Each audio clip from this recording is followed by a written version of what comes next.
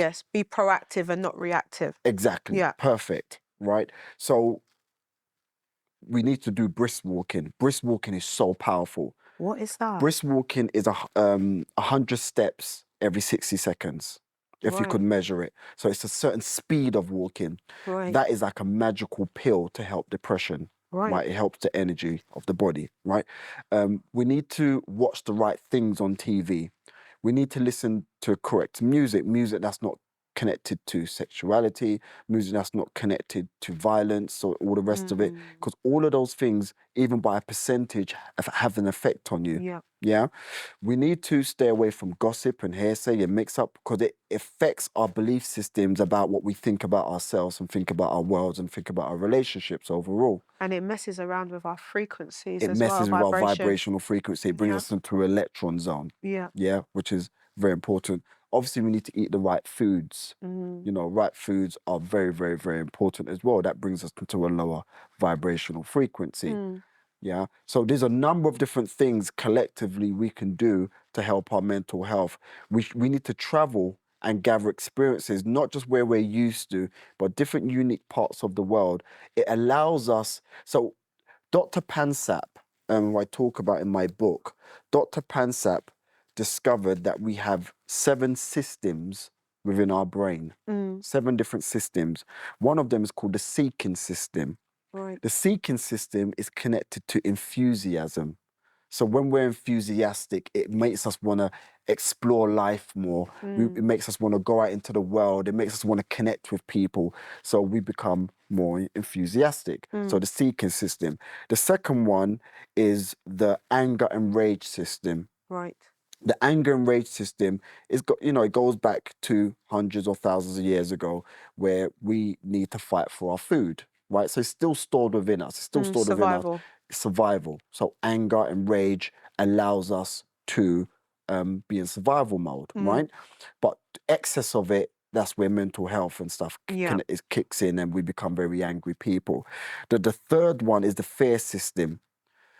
As I said to you before, every single negative emotion is connected to fear, right? The fear system. Once again, you can have good fear, you can have bad fear. You can have fear that allows you to identify that there is a problem within your vicinity. You could be walking down the road and you have that gut feeling. There's a fear there that there's a danger nearby. So it's a part of our mechanism to stay alive. But too much of it causes hypervigilance. So all of a sudden, fear is everywhere, and then it starts to have an effect on our relationships and ourselves. So it's all within proportion. The next one is our lust system. Right. So our lust system is connected to, obviously, being attracted to someone being attracted to us. So we need that system in place, right? Too much of it could be porn and all the rest of it, is dangerous, right? So, and too much of it without discipline is dangerous. This is where you get people who make bad decisions and they end up in prison or other places, right? So too much of the lust system is very, very dangerous. The next one is the grief system. The grief system, once again, is connected to loss and pain and all the rest of it. So loss doesn't always mean death. It also means a breakup of a relationship. Severance. So we go through that grieving system as well. And then you've got the care system. The care system is connected to connection, bonding. It's normally connected to as well when women tend to have their first child and they first start with fear. Can I look after this child? Can I maintain this child? This precious baby's in my hands. Can I do it? And then something happens where their care system kicks in, right? And so we get care systems as well, but that's when women really feel the care system, when there's some form of responsibility that's come from them in that sense. And then the final system is what they call the play system. The play system is like some of your best friends, some of your best memories come from the play system, you know. And what happens is when you have an imbalance, so for example, if you're going through depression, it will suppress the seeking system and it will suppress the play system and it will suppress the caring system, right? So we need to make sure that we are consciously using the play system. The play system just going out, you know, it could be playing football, it could be doing Ludo, it could be, but it needs to be a play system that's connected to physical touch, high-fiving, hugging people, and all of that kind of thing. That needs to be at all times. The play system needs to be stimulated, right? And then you have the seeking system. Go out, go explore, go for walks in the forest, go window shopping, go look at nice luxury houses, go and do things that creates your seeking system that stimulates it.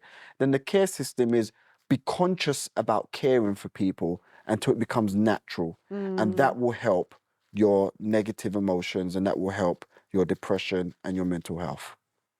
That's a lot. And that can be all found inside the book. Yes, it's all in the book. Good.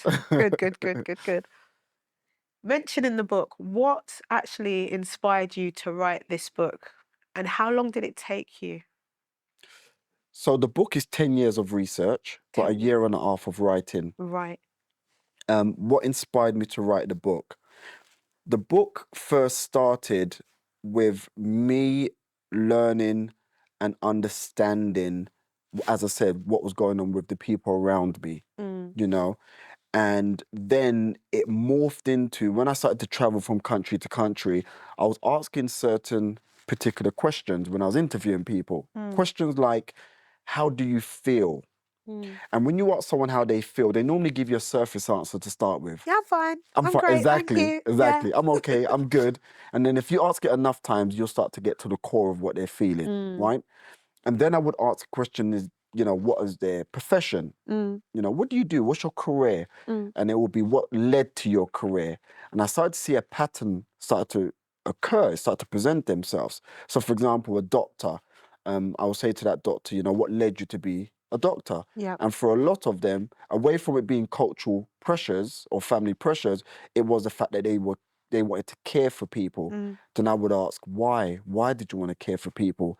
And it would tend to come from like an early trauma. Same thing with social workers. Social workers are not social workers to be millionaires. Most social workers are social workers because there was an early trauma that they were trying to figure out, and they wanted to also protect people that were going through what they were going through. So I started to see that there was a format that was forming, that people that were vibrating in a frequency in their early lives were almost playing out that frequency within their professional careers. So for example, dentists, doctors, surgeons, anaesthetists have some of the highest opting out rate, unaliving rate, Yeah. right? And, high They're high depression stress rates. rate. They're highly stressful jobs, aren't they? Highly stressful. But for a lot of them, it's not only just stress that was the defining factor, is the fact that they also had internal things that they didn't deal with as well. Right. And so when you kind of fuse the pot together of what they're dealing with, because when you look at most of these high rates, right, it's connected to as well trauma of who they're dealing with as well.